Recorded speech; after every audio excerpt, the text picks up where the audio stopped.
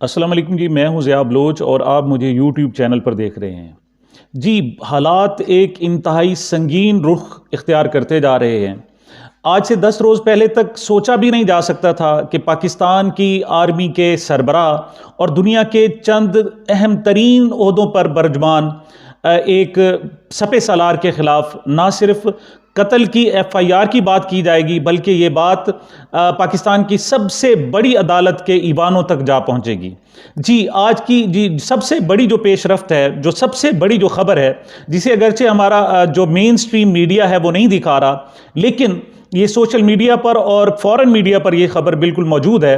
वो ये है कि अरशद शरीफ शहीद की जो वालिदा हैं, आज उन्होंने सुप्रीम कोर्ट हाज़िरी दी है और जाकर उन्होंने अपने बेटे के जो कत्ल केस की जो हेयरिंग चल रही थी और सोमोटो नोटिस था, उस हवाले से उन्होंने चीफ जस्टिस से ना सिर्फ मुलाकात की, वो व्हील चेयर पर अदालत पहुंची और उनको बाकायदा अदालत में सुना गया और उनसे बातचीत भी की गई। मुअज़्ज़िज़ अदालत ने उनकी बात को बिल्कुल नहीं झुटलाया और कहा कि उनकी बात हमें तहम्मुल से सुननी चाहिए, क्योंकि वो 2 शहीद बेटों की वालिदा हैं। और एक जस्टिस साहब ने तो ये भी कहा कि उनका बेटा तो शायद दुनिया से जा चुका और उसको वापस नहीं लाया जा सकता, दर हकीकत वो बाकी माओं के बेटों की मुकदमे को लड़ रही हैं। ये कज़िया क्या है, ये मामला क्या है? आप जानते हैं कि अरशद शरीफ को 44 रोज़ कबल कीनिया में शहीद कर दिया गया था और कत्ल कर दिया गया था। इस हवाले से 43 रोज़ तक पाकिस्तान में मुतालबात होते रहे कि उस हवाले से कार्रवाई की जाए, इंक्वायरी की जाए, JIT बनाई जाए, लेकिन जो उनके लवाहिकीन थे उनका एक ही मुतालबा था कि ये कम अज़ कम सुप्रीम कोर्ट से नीचे ये बात नहीं होनी चाहिए, क्योंकि ये इतना हाई प्रोफाइल केस है कि नीचे के लोग उसको सुन भी नहीं सकते। अगरचे सिटिंग गवर्नमेंट ने, वफाकी हुकूमत ने इस हवाले से एक टीम भी बनाई थी और उन्होंने फैक्ट फाइंडिंग के तौर पर कुछ चीज़ें इकट्ठी भी की। उन्होंने कम अज़ कम 2 से 3 दौरे उन्होंने कीनिया के भी किए। वहाँ का वो गाड़ी जिसमें उनको गोलियाँ लगी थी उनको भी जाकर देखा। कीनिया के हुकाम से भी मुलाकातें की, उनके दोस्तों से भी मुलाकातें की। बहरहाल उन्होंने एक 400 सफ़ात पर मुश्तमिल एक रिपोर्ट इब्तदाई तौर पर सेक्रेटरी दाखिला को उन्होंने जमा कराई थी ताकि ये सुप्रीम कोर्ट में जमा कराई जा सके, लेकिन अभी तक वो रिपोर्ट जो है वो पहुंची नहीं है सुप्रीम कोर्ट में। लेकिन उससे पहले डेवलपमेंट क्या हुई? डेवलपमेंट ये हुई कि एक पाकिस्तान भर से एक कैंपेन चलाई गई। कैंपेन ये थी कि तमाम लोगों ने, पाकिस्तान की बहुत बड़ी तादाद ने सुप्रीम कोर्ट को ख़त लिखे और उनमें उनसे इस्तदा की गई, दरख्वास्त की गई कि अरशद शरीफ का जो केस है वो सुना जाए और उसके हवाले से अज़ खुद नोटिस लिया जाए। आपको मालूम है कि नए हमारे जो चीफ जस्टिस साहब हैं वो एक अरसे से अज़ खुद नोटिस नहीं ले रहे। वो जुडिशल एक्टिविज़म के कायल उस हद तक नहीं है जिस तरह के साबिक चीफ जस्टिस साहबान हुआ करते थे, तो वो अवॉइड कर रहे थे।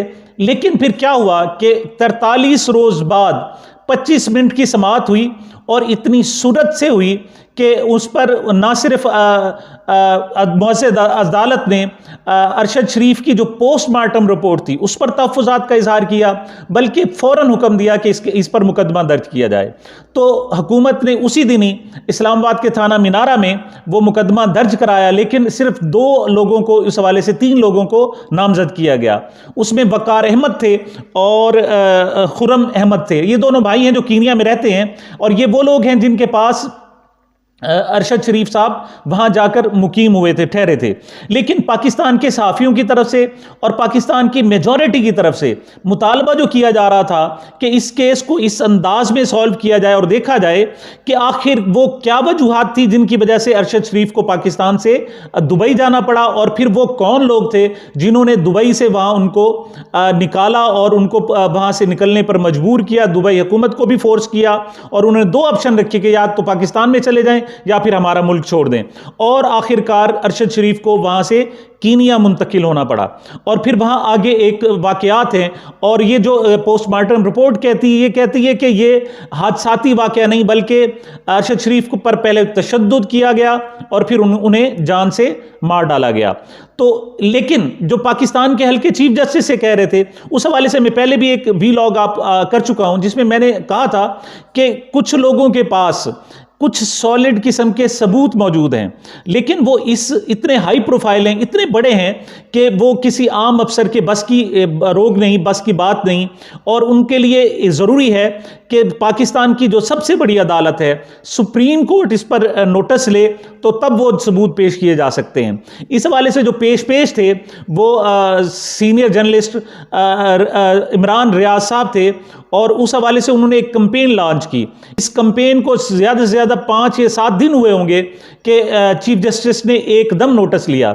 अब यहाँ पर एक और सवाल भी किया जा रहा है कि क्या चीफ जस्टिस ने या हमारी जो सुप्रीम कोर्ट है उन्होंने सिर्फ उन खतूत पर एक्शन लिया, या कुछ और चीज़ें सामने आई जिस पर उन्होंने एकदम इसको नोटिस लिया और एकदम एक्सेलरेट हो गया यह मुकदमा, और उसमें सूरत से उसकी समाअत होने लगी।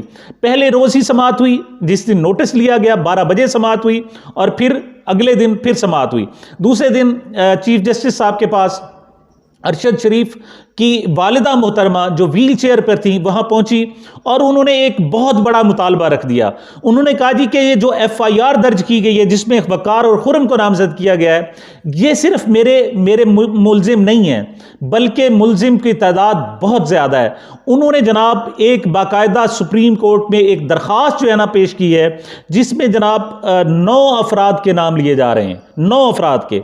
उनमें जनाब जो पहला नाम है वो retired army chief general Qamar Javed Bajwa साहब का है। दूसरा जो नाम है लेफ्टिनेंट जनरल नदीम अंजुम साहब का है, जो इस वक्त सिटिंग DG ISI हैं, और मेजर जनरल फैसल नसीर साहब हैं जो DGC हैं, और ये वही फैसल नसीर साहब हैं जिन पर इल्ज़ाम है, जिस पर आज़म सवाती साहब PTI के सेनेटर इल्ज़ाम लगाते हैं कि उन्होंने आज़म सवाती साहब को अगवा किया और उन्हें उरिया किया और बेलिबास किया, उनकी तौहीन और तज़लील की।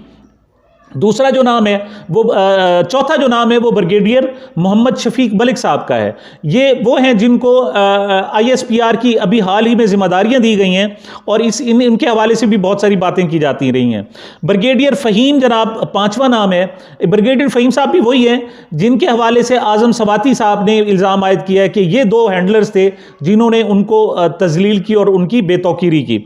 और मेजर जनरल फैसल नसीर के बारे में आप जानते हैं कि ये वो किरदार है जिनका इमरान खान साहब ने खुद जनाब बाकायदा नाम लिया है, और उन्होंने कहा है कि उनकी जो उन पर जो हमला कराया गया था वो मेजर जनरल फैसल नसीर साहब ने करवाया था। तो उन्होंने 3 नाम दिए थे अपनी FIR के लिए। उनमें वज़ीर आज़म शहबाज शरीफ साहब थे, वज़ीर दाखिला राना सनाउल्लाह साहब थे, और मेजर जनरल फैसल नसीर साहब थे। वो मुकदमा तो दर्ज नहीं हो सका, और कोशिश के बावजूद दर्ज नहीं हो सका। लेकिन सवाल ये पैदा होता है कि क्या ये इतने बड़े नाम हैं, इनके खिलाफ मुकदमा दर्ज हो सकेगा या नहीं हो सकेगा? इस पर थोड़ा सा हम एक तज्जिया करते हैं। पहली बात तो यह है कि पाकिस्तान में ऐसा हो ना हो, लेकिन पूरी दुनिया में और ख़ासतौर पर इंडिया में इस केस को बहुत ज़्यादा तौर पर उछाला जा रहा है। पहला तो एक नैरेटिव जो आ जाएगा, मैं समझता हूँ नून लीग के पास और PDM के पास आ जाएगा कि देखें जी अरशद शरीफ केस के ज़रिए जनाब इस केस को उछाला जा रहा है और पाकिस्तान की सर्विसेज को बदनाम किया जा रहा है। एक इन फ्यूचर में ये एक बयानिया बन सकता है। और दूसरी जो सबसे बड़ी बात की जा रही है वो ये की जा रही है कि ये केस ऐसे नहीं चलाया गया। जो इमरान रियाज साहब ने एक कैंपेन चलाई और उनके पीछे मतलब बहुत सारे लोग मौजूद हैं, उनका कहना यह है कि बहुत सारी एविडेंसेस मौजूद हैं, और ये एविडेंसेस इतनी ख़तरनाक हैं और इतनी सॉलिड हैं कि वो एविडेंसेस ना तो इमरान रियाज साहब के पास रखी जा सकती थी, ना इवन वो जो मकतूल हैं उनकी फैमिली के पास ये रखी जा सकती थी, इतनी सेंसिटिव हैं। तो इसके लिए जो इंतखाब किया गया वो PTI के नौजवान रहनुमा जो कबाइली इलाके में रहते हैं और खैबर पख्तूनख्वा में हैं और साबिक वफाकी वजीर भी रह गए हैं, मुराद सईद के पास ये एविडेंसेस रखी गई।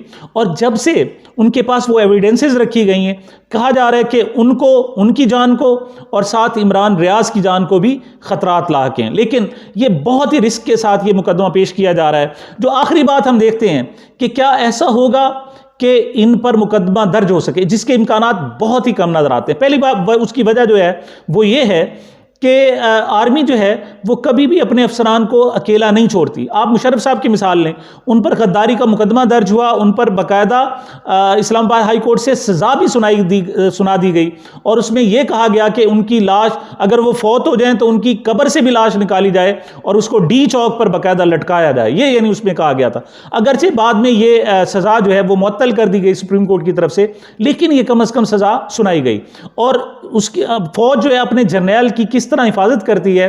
आपको याद होगा कि मुशर्रफ साहब को अदालत पेश होने के लिए बारहा कहा गया, और आखिरकार तो इतना मजबूर कर दिया गया कि वो घर से बाकायदा अदालत के लिए रवाना भी हुए, लेकिन रास्ते में वो बीमार हो गए और फिर वो अपने हॉस्पिटल चले गए, और वो आज तक जो है अदालत पेश नहीं हुए।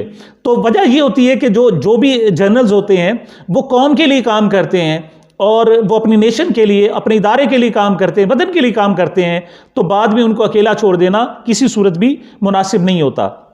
लेकिन इस केस में दो चीज़ें हैं। एक तो ये है कि जो फौत हुआ है वो भी मतलब पाक वतन के रखवाले का एक बेटा है। वो जनाब एक फौजी अफसर शहीद का भाई है और एक फौजी अफसर का ही बेटा है। यानी उनकी वालिदा वो हैं कि जब उनका खामिंद जो है फौत हुआ, उसी दिन उनके बेटे मेजर जो थे वो बारूदी सुरंग धमाके में शहीद हुए, और बाप और बेटे का इकट्ठा जनाजा उठाया गया, और फिर बाद में उनके बेटा जो दूसरा है अरशद शहीद, उसको भी शहीद कर दिया गया।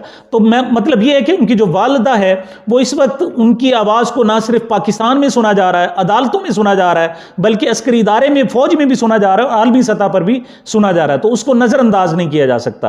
और तीसरी जो बात कही जाती है कि उस वक्त फौज जो है अपने अफसरान की दिफा करती है जब मामला कौमी नौइयत का और इज्तिमाई नौइयत का हो, लेकिन जब ज़ाती मामलात होते हैं तो उसमें दिफा करना शायद मुश्किल हो जाता है। इस हवाले से भी दावा किया जाता है कि मरहूम अरशद शरीफ के पास जो एक फ़ाइल थी वो एक बहुत बड़े अफसर की जनाब करप्शन पर मबनी वो फाइल थी, जिसकी वजह से उसकी ज़िंदगी को ख़तरात लाहक हुए। उस पर पाकिस्तान में उसको गिरफ्तार करने की कोशिश हुई, उस पर 18 से 20 मुकदमात हुए, उसे फिर दुबई में भी नहीं रहने दिया गया, और फिर जब वो कीनिया में जाकर छुप गए थे तो वहाँ पर भी उन्हें इस दुनिया से अगले जान में भेज दिया गया।